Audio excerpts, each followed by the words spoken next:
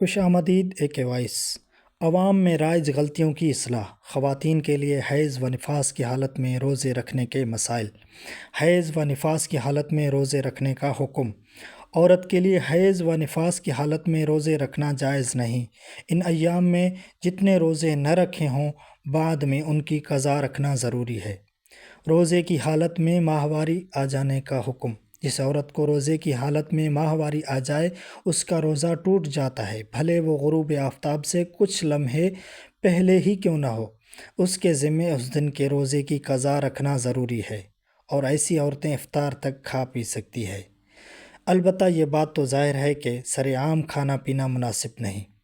دن کو ماہواری سے پاک ہو جانے کا حکم۔ کوئی عورت دن کو ماہواری سے پاک ہو گئی تو وہ اس دن روزہ تو نہیں رکھ سکتی، البتہ افطار تک روزے داروں کی طرح کچھ کھائے پیے گی نہیں، اور بعد میں اس دن کے روزے کی قضا رکھے گی۔ صبح صادق سے پہلے ماہواری سے پاک ہو جانے کا حکم۔ جو عورت صبح صادق سے پہلے ماہواری سے پاک ہو گئی اس کے ذمے اس دن کا روزہ رکھنا ضروری ہے۔ اس صورت میں اگر وقت کم ہے تو پہلے سحری کرے، بعد میں غسل کرے، بھلے یہ غسل صبح صادق کے بعد ہی کیوں نہ ہو۔ مانع حیض ادویات استعمال کرنے کا حکم۔ اگر کسی عورت نے ماہواری روکنے کے لیے گولی یا کوئی اور دوا کی استعمال اور حیض نہ آیا، وہ پاک شمار ہوگی اور اس کے ذمے روزے رکھنا ضروری ہے۔ ماہواری اور نفاس کی حالت میں روزے رکھنے سے متعلق اہم تنبیہ۔ خواتین کے لیے حیض و نفاس کی حالت میں روزے رکھنا تو جائز نہیں، البتہ استحاضہ کی حالت میں روزے رکھنا ضروری ہے۔ اس لیے خواتین کو حیض و نفاس کے مسائل معلوم ہونے ضروری ہیں، تاکہ آنے والے خون سے متعلق یہ بات معلوم ہو سکے کہ حیض و نفاس یا استحاضہ ہے۔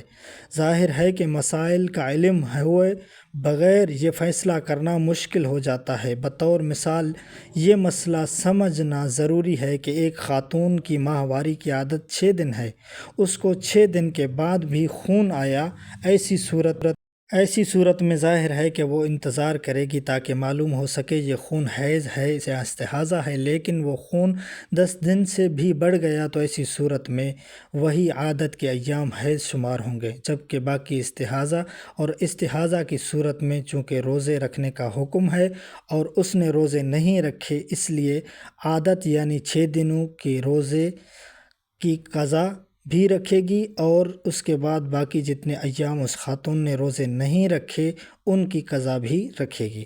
اور اب جب تک استحاضہ جاری رہے اس دوران بھی روزے رکھے گی۔ خواتین کے لیے ماہواری کے ایام میں روزے رکھنے سے متعلق مغالطہ۔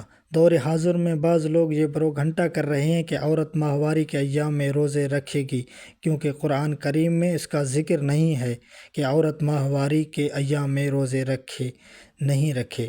یہ بات بڑی عجیب اور حیرت انگیز ہے، کیونکہ امت مسلمہ کے لیے جس طرح قرآن کریم حجت اور دلیل ہے، اسی طرح احادیث بھی حجت اور دلیل ہیں۔ تو منکرین حدیث کا شیوہ ہے، وہ احادیث کو یا ان کے حجت ہونے کو تسلیم ہی نہیں کرتے۔ اس لیے اگر ایک حکم قرآن میں نہیں ہے تو اس کا مطلب ہرگز نہیں کہ اس کا انکار ہی کیا جائے، بلکہ احادیث موجود ہے۔ حکم کو بھی تسلیم کرنا ایک مسلمان کے لیے ضروری ہے۔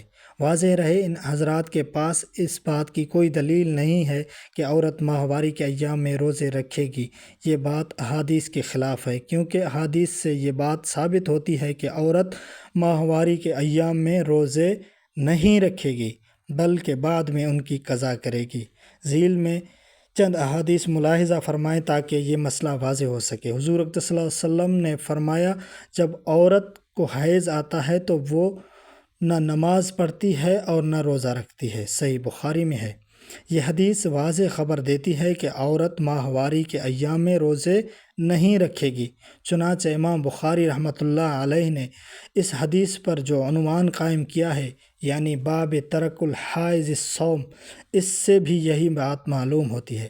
حضرت عائشہ رضی اللہ عنہا فرماتی ہیں کہ حضور صلی اللہ علیہ وسلم کے زمانے میں حیض سے پاک ہو جانے کے بعد ہمیں حضور صلی اللہ علیہ وسلم روزے کی قضا کا حکم فرماتے اور ہمیں نماز کی قضا کا حکم نہیں فرماتے۔ سنن نسائی۔